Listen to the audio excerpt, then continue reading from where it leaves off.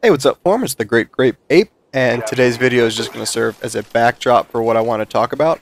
I think I captured this gameplay 2 or 3 months ago, and it's just been sitting on my hard drive ever since. I am playing with a full group of forum though, but anyways, for those of you who may not know, yesterday Activision posted their first quarter financial results for 2011. And during their conference call with shareholders, they made no official announcement on their plans for the next Call of Duty game. And don't ask me why I didn't see that Claymore. I guess the red merged with the red on the wall, and I didn't notice it. I see it clearly now watching the video, but I missed it then. But yeah, like I said, they didn't make an official announcement for the next Call of Duty game, which a lot of people are calling Modern Warfare 3. And I don't know if it's been the trend in the past that during the first quarter conference call they release at least some information in regards to Call of Duty, but they didn't yesterday. Instead, the CEO of Activision, Bobby Kotick, said that the next Call of Duty project will be revealed in the upcoming weeks. And just like with Black Ops, it'll be accompanied by the company's largest marketing campaign ever. I'll include a link in the description, but G4 TV reports there are rumors that the front of UK's official PlayStation magazine, there's a large green 3, and the article in the magazine is going to hint to a November 8th release for the next Call of Duty game. The G4 article also goes on to predict that the official announcement for Modern Warfare 3 could be announced during E3 of this year, so the beginning of June.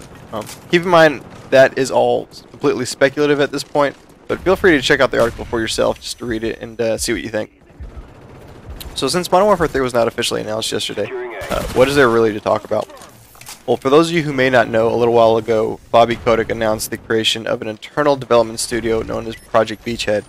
Yesterday he talked about the studio again with the following quote: "On our last call I told you that we had formed a wholly owned development studio called Beachhead to lead the creation of an all-new connected digital universe to the Call of Duty franchise. This platform will include a suite of services and content plan that will unite and ignite the community like never before. The platform will support in-game integration and bring online experiences and console play together for the first time. It's been in development for almost 2 years, and we're very excited about this increased value and excitement we can bring to our community through this platform." That quote doesn't really increase my excitement for Call of Duty, but I don't know. I mean, what exactly does Project Beachhead do?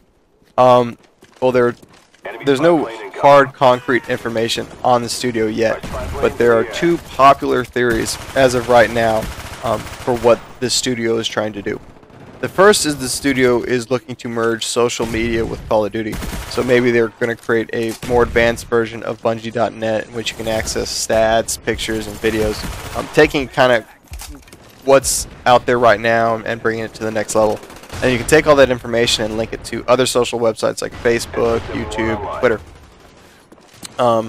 If that's the case, is that something that interests you guys at all? I mean, is that something that you feel like Call of Duty needs? I personally don't care, but maybe younger generations might find that interesting. Now, the second idea of what Project Beachhead will do is much less appealing. The CEO went on to say the following in the conference call: "We haven't released details on the business model for Beachhead. It is a response to the passion people have for the game, the amount that people want to engage one another in a connected way. We want to create an experience that was amplifying enough to be able to be monetized." Maybe this means that they're finding ways of incorporating ad services into the social media idea I mentioned before, but some people speculate that Beachhead is developing a pay-to-play model. For those of you who don't know, game developers and publishers have run into a little issue on current generation consoles. Before online multiplayer became such a big deal, on previous consoles like the NES, the N64, and the PlayStation, people went out, for the most part, to buy games for the single-player experience. And the thing about buying it just for its single-player aspect is no matter how much you enjoy the game, it has a finite experience. You play it enough times, you'll see everything that that game has to offer. So back then, people wouldn't play games as long, and they'd go out and buy a new game once they got bored with the original game. So people would go out and maybe buy anywhere from maybe 7 to 10 games a year. They'd buy more games. But now, because of the online multiplayer component of most current console games, people aren't buying as many games. So say they'll buy Call of Duty, and they'll just stick with that game for a good portion of their time, simply because of the online experience. And instead of buying, 7 or 8 titles, they're buying 3 or 4. So publishers and developers have been trying to find ways to fix this problem. That's the reason why StarCraft 2's single-player campaign is being released as 3 separate games, and it's also why there's a pay-to-play model for StarCraft 2 in South Korea. One of the ideas that have been rumored for about a year now is that Call of Duty may also incorporate a pay-to-play model. Now, it's not clear at all how they would enforce this model. It could go so far that you could only play the game if you pay a subscription, a monthly subscription. Or maybe you have access to more content, so you're a premium member of sorts. In other words, you get more customization to your character, access to new and different guns, and maybe you won't have to pay for the map packs whenever they're released. And you might also be allowed to use a more robust version of the social media idea I mentioned earlier. So, instead of being limited to uploading 30-second clips for Black Ops to YouTube on this next game, maybe you could upload full matches. Of course, I'm not exactly sure what Activision can supply in terms of extra content that makes pay-to-play appealing. Vaughn, one of the head developers for Treyarch, already mentioned that the memory limitations on the Xbox, I don't know if the PlayStation 3 is in the same boat, but on the Xbox, memory limitations prohibit them from bringing new gun packs. So I'm not sure that they can even introduce exclusive new guns in this pay-to-play model. It could also be a microtransaction system, so it's similar to COD bucks in Black Ops, except in this model you have two options. You could spend a small amount of money up front to buy things like gun skins or face paints or other little items that could customize your character, or maybe you could even buy guns themselves. Or you could play the game and earn in-game COD currency and unlock them on your own time without paying any money. The difference, though, is instead of it being very easy to get COD bucks like it is in Black Ops, it would most likely take a much longer period of time to earn the COD bucks to unlock weapons and face paint, customizable items such as those. So I've got a couple questions for you guys. One, what do you think the validity is behind the notion that Activision is incorporating some form of pay-to-play model, premium member services, or a microtransaction system into the next Modern Warfare? Do you think we're going to have to shell out more cash for extra content outside of map packs and our initial purchase of the game?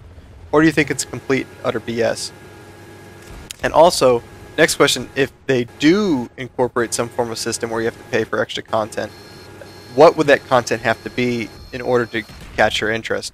If they do institute some type of system in which in order to play you have to pay a monthly subscription fee, then I probably won't be picking it up the next Modern Warfare. It would have to be the greatest game of all time, and not just the greatest Call of Duty, the greatest first-person shooter of all time, to catch my interest enough in order to pay a monthly fee for a shooter. But I don't think that's going to be the case, because publishing CEO Eric Hirshberg had this to say about Project Beachhead. The unprecedented online universe that will accompany it will reset the bar for this genre, giving players a new level of immersion, connectivity, community, and of course epic action. The game has exceeded every internal milestone, and we look forward to sharing it with you soon.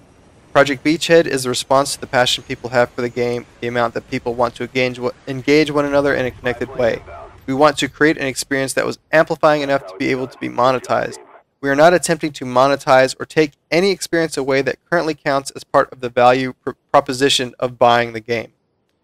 So I don't think they're going to incorporate a pay-to-play model, especially with Gears of War 3 and Battlefield 3 coming out at around the same time.